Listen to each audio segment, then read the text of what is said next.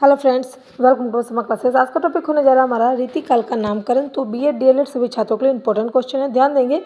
नामकरण के आधार पर ऐतिहासिक कालक्रम के अनुसार भी नाम पड़ता है, यानी कि इतिहास में क्या था, जैसे आदिकाल, मध्यम काल, ये सब ऐतिहासिक काल था, तो इसके अनुसार भी नामकरण किया जाता है। उसके बाद आता है शासक और उसके शासनकाल के नाम, यानी कि उस समय जिसने शासक किया, यानी कि जिसने देश पर राज किया, शासन किया, उसके द्वारा उसका नामकरण होता है। जैसे कि एलिजाबेथ युग हुआ, जैसे कि मराठा काल में इसका शासन चलता था। उसके बाद आया लोकनायक, यानी कि राज्यसभा हो गया।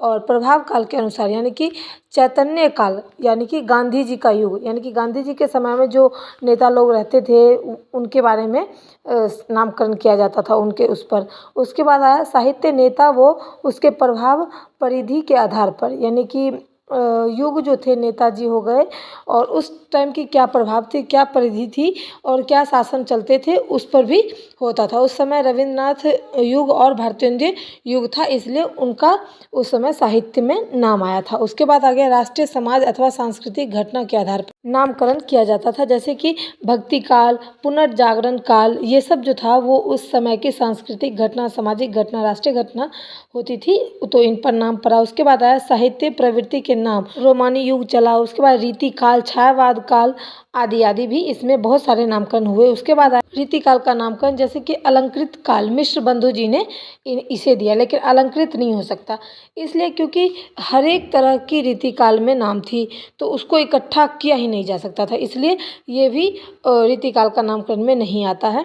उसके बाद आता है श्रृंगार काल। अब श्रृंगार काल आचार्य विश्वनाथ प्रसाद जी मिश्र ने कहा, लेकिन नहीं, श्रृंगार काल तो था ही नहीं, उस समय भगवान का श्रृंगार नहीं, अश्लीलता देखा जाता था, इसलिए रीति काल में ये भी नामकरण सही नहीं रहा। उसके बाद कला काल, कला काल जो था वो क्या करते थे, कलाकार जो थे वो साहित्य के नामकरण पर नहीं, यानी कि राजा को खुश करने की कला में निपुण रहते थे, इसलिए डॉक्टर राजकुमार वर्मा जो लिखे थे कला काल, ये भी नहीं माना गया। उसके बाद है रीति श्रृंगार युग।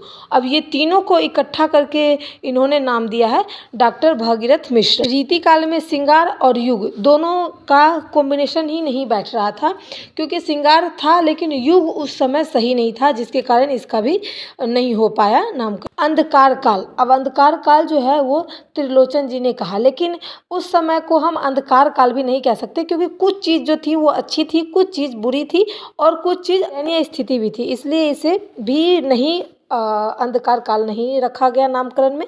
उसके बाद आई रीति काल, डॉक्टर रामचंद्र शुक्ल जी ने कहा, क्योंकि रीति काल में सभी चीज़ को मिला करके अलग अलग तरीके से विख्यात किया गया, और उस समय रीति काल इसलिए रीति नाम पड़ा क्योंकि रीत के अनुसार, वहाँ के युग के अनुसार, उन्हें वहाँ के समय के अनुसार ये नाम रखा गया, इसीलिए रीति काल जो है वो रीति काल के नामकरण से ही जाना जाता है। तो ये रही हमारी रीति काल के नामकरण। Thanks for watching my video पसंद है लाइक